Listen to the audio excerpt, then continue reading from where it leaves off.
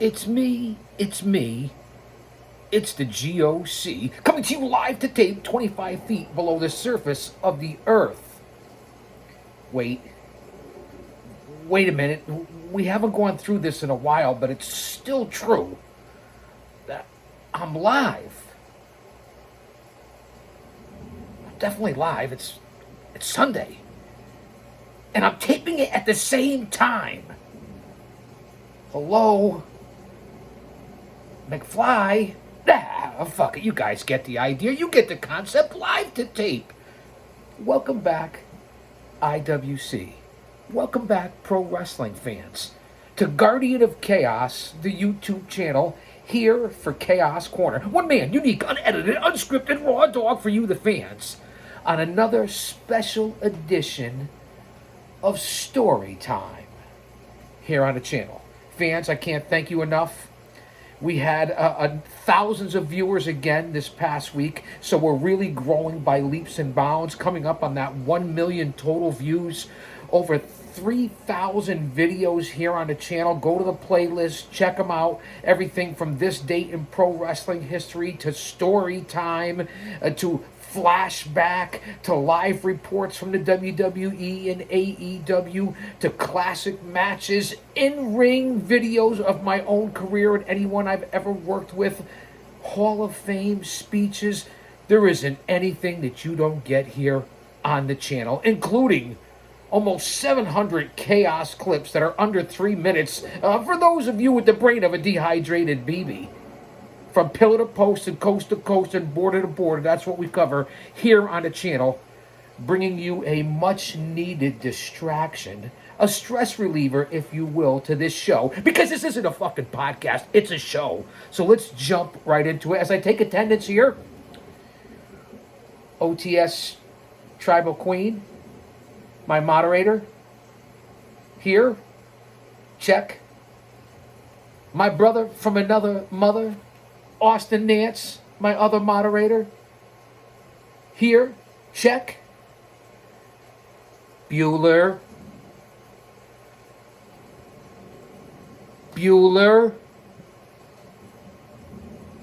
Anyone?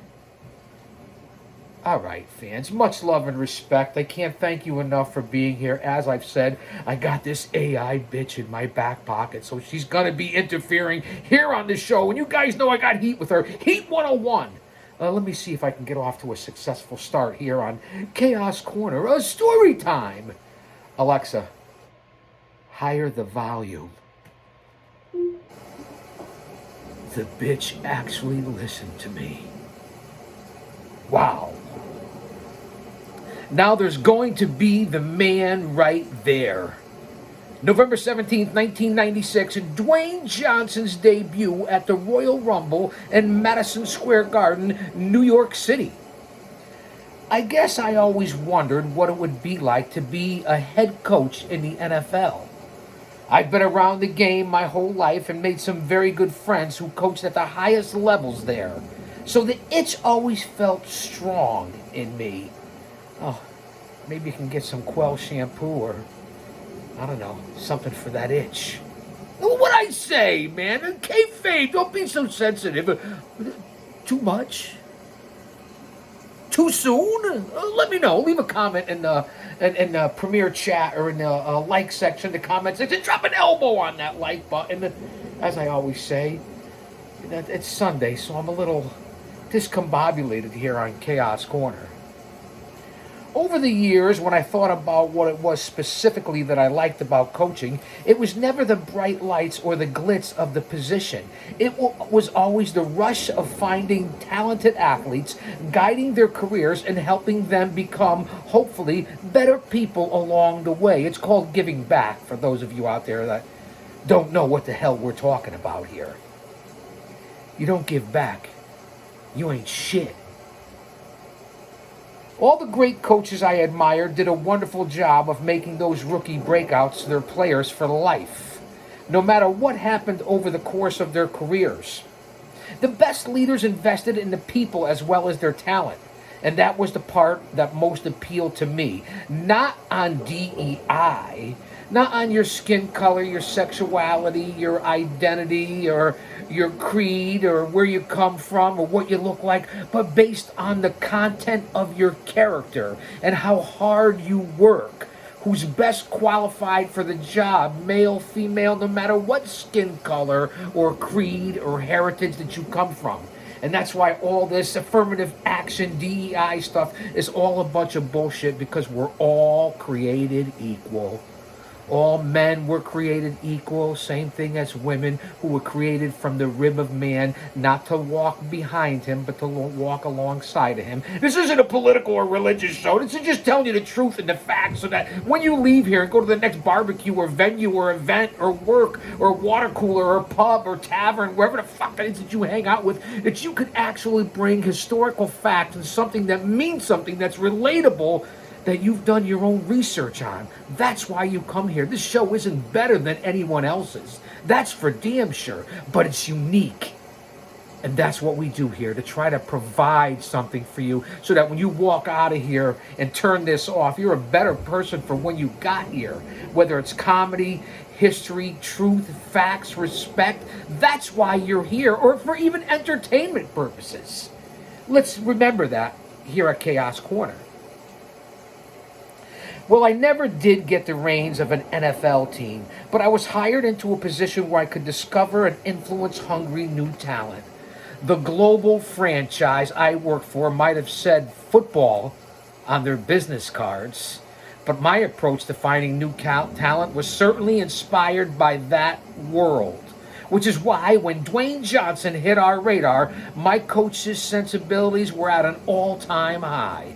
DJ had just been cut from the Canadian Football League, and word was the 6'4", 275-pound defensive tackle wanted to get into the family business. Who knew? Wrestling. Now, dynasties and bloodlines rung strong through our genre of entertainment. The McMahon family has been in the business of promotion across several generations, not to mention the Harts, the Guerreros, the Von Erichs, the Rhodes, Ric Flair, and the Anoa'i families, to name but a few, have bettered our business with their multi-generational offerings down through the years. But at that time, Dwayne coming in made him from the first third-generation wrestler in WWE history.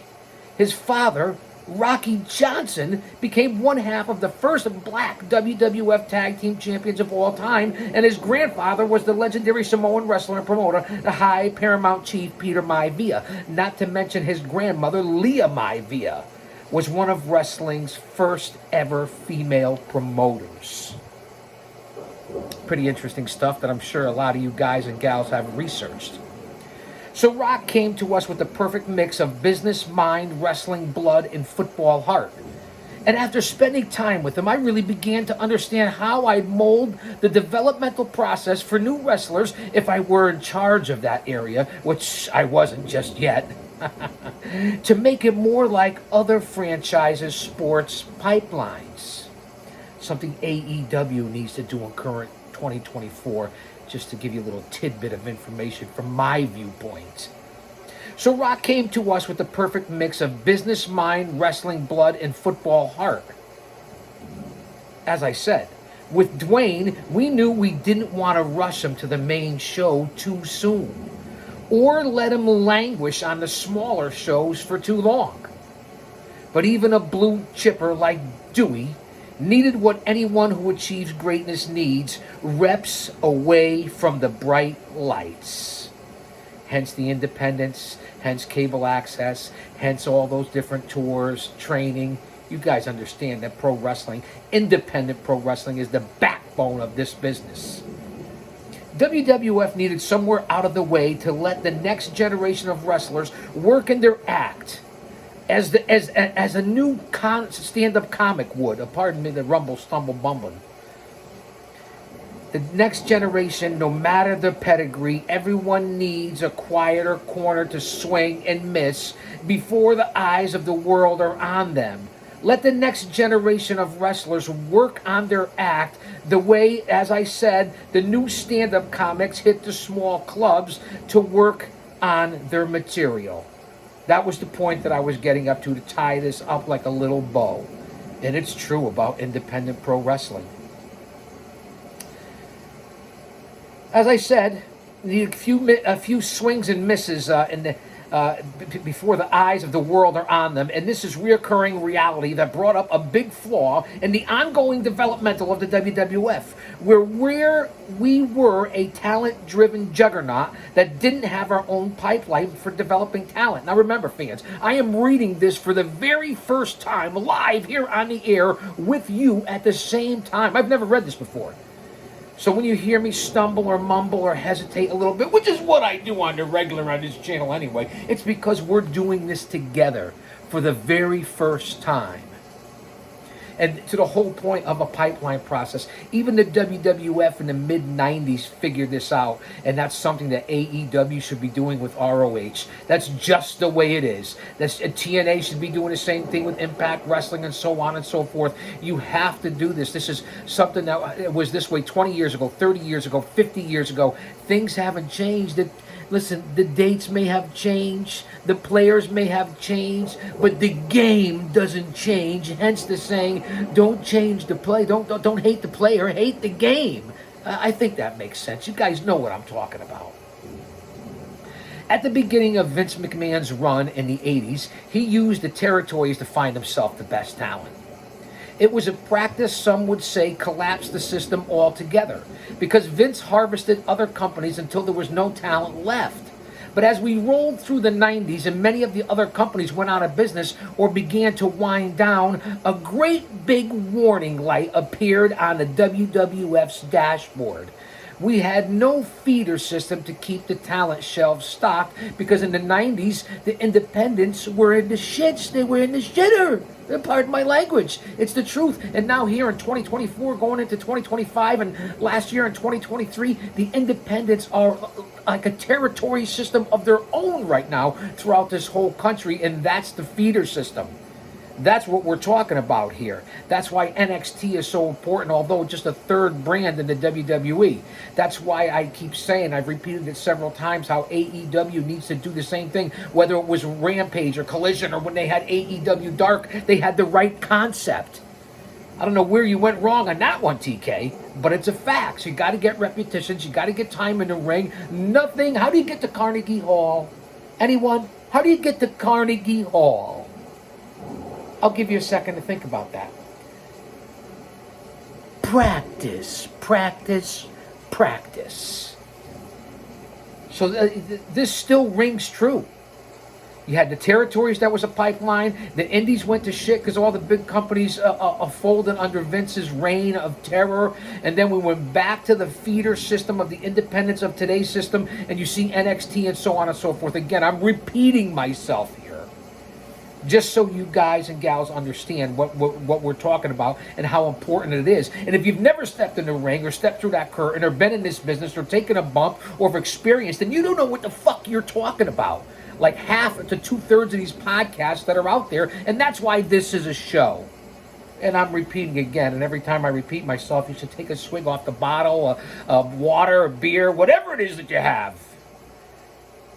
After all, the wrestling business, just like the music business, the movie business, the theater world, the fashion world, and everything in between thrives on new.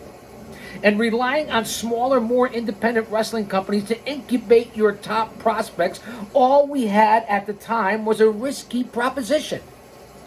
One company we liked doing business with was the United States Wrestling Association, the USWA. In 1992, their co-owner, Jerry the King Lawler, first came to wrestle for the WWF before hitting the commentary booth later, as a part of a deal that allowed us to send guys who needed reps down to Memphis to work in the USWA. And that's why Jim Cornette's Ohio Valley at one time, which is now run by Al Snow, and it was run by Danny Davis, and of course Smoky Mountain Wrestling with Cornette. That's why those systems were so important to the bigger companies, including Florida Championship Wrestling and then Heartland Wrestling out in the Midwest. West. I mean, this is what it's all about. Training facilities, reputable, getting your reps in, credibility, learning the craft before you step into the ring, unlike some of today's current product. And I'll throw AEW in there, which you know I'm a big fan of, and just bringing guys right from the indies and throwing them onto the big time, the big stage. Sometimes it just doesn't work.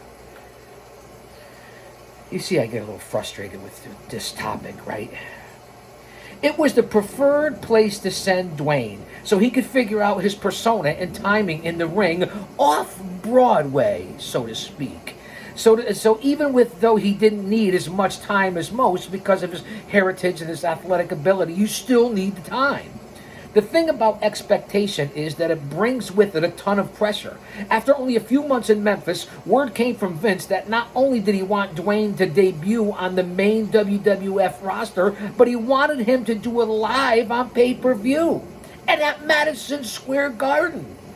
Pressure like that can make or fold a career. Let's be honest.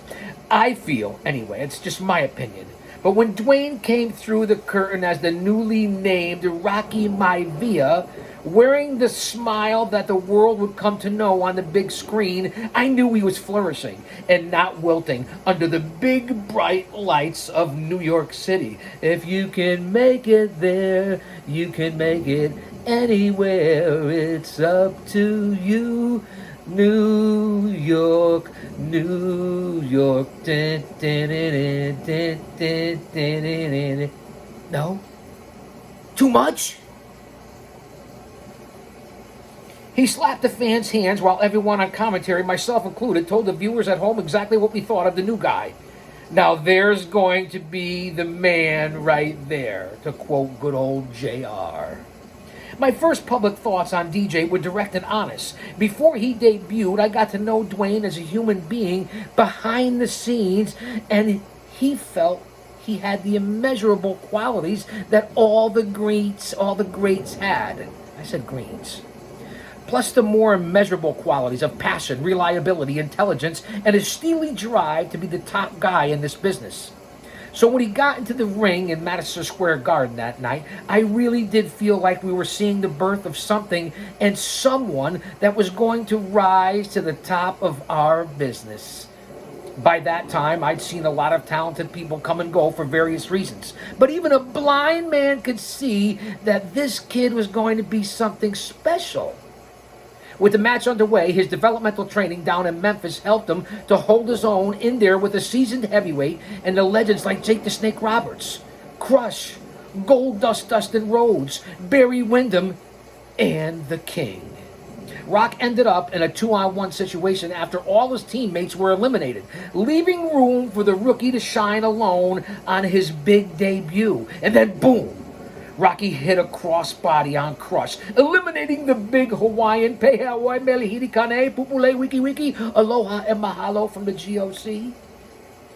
That left the debut alone with the provocative Goldust to see who would become the sole survivor. Now it's one-on-one. Can the kid do it? Can he do it against the two-time Intercontinental Champion? Put him away, Rock! Dwayne wasn't the only one feeling a little bit of pressure that night, as I felt something myself as the guy who'd signed him. With J.J. Dillon now gone from the WWF, I'd been promoted to VP of Talent Relations. The role came with a contract bump, a nice office, and a whole lot of expectation. I knew that with anyone I wanted the company to invest in, Vince needed to see a return on his money. And that night in the building, Vince's father and grandfather promoted in. McMahon got to see DJ begin his journey in the building where Rock's father and grandfather worked too, and he did it with a win to become the last man standing. What a way to make your debut with a big show in the Big Apple at the Survivor Series. With Dwayne standing tall in the middle of the ring, my mind was already thinking of how we could improve the system that helped make his first splash on our TV screens so successful. I wasn't dumb enough to think that everyone we put through a developmental process was going to end up becoming the megastar The Rock did. But we'd gotten word that the USWA was closing their doors. So I know we needed some kind of plan for the future. And I was excited to finally try to expand our developmental program in a more pro sports kind of way. I wanted to build something from scratch, in-house, that would power the company for decades to come. So instead of trying to pitch wholesale changes to Vince right out of the gate, I approached it slow, with hardly any budget at first. I was a long way off of a developmental program that looked like a sports franchises, and I knew it would take time and success for the WWF to shed its own outdated systems, if you will, if that's the right term. But along the way, it was small steps that led to major developments. We kept a blended approach, which sometimes meant classes where a seasoned veteran would come in and work with a select group of new talents. And other times it meant asking new talent to work in small regional companies for experience. And over time, we assembled an amazing team with Dory Funk Jr., Al Snow, Tom Pritchard, Rip Rogers, Danny Davis, Jim Cornette, and many others, as we selected and trained the prospects of the future. Over the years, we went from one class in a warehouse to the NXT developmental brand that now airs for WWE every week on the USA Network. For those of you that want to know the history, from the first class that brought us Edge and Christian through our partnerships with Ohio Valley Wrestling that trained John Cena, Dave Bautista, Randy Orton, Shelton Benjamin, and Brock Lesnar, and Florida Championship Wrestling that cultivated Roman Reigns all the way to the top of NXT, which produced Charlotte Flair. The new pipeline worked. And the better success we had funneling new talent to the main roster, the more money was made available within the company to expand our system. Vince was getting exactly what he'd hoped for from the new budget line in my department, and that was talent that would enhance his roster from the opening bell to the main event for years to come. As we produced more stars, we got more budget. And that budget built a team that built a system that built more and more stars. Watching kids we found developing into superstars, breaking pay-per-view records, or main eventing WrestleMania never got old. Some of that talent has even done so well for themselves that I get to see them topping the bill at my local cinema several times a year now. As I get older, I know more and more what's important in life. And giving all those talented men and women a chance to live their dreams and make a great life for themselves and their families while doing it will always make me as proud as anything else I've ever done in this wrestling business. Fans, there's a front windshield and a rear view mirror for a reason. The rear view mirror is smaller for a reason, as is the large size of the front windshield. You always look back. You don't stay stuck back there. You look back, you recognize it, you honor it, you learn from it. That'll get you to where you are, which in turn will get you to where you want to go. It's about paying respect to those who have paved the way before you. Look back in that rearview mirror. Be where you are in the present. Stay within the day. And then look in that big wide windshield and step on the gas. It's full speed ahead. I'll say that to say this, because I tell it like it is. Don't you dare miss it.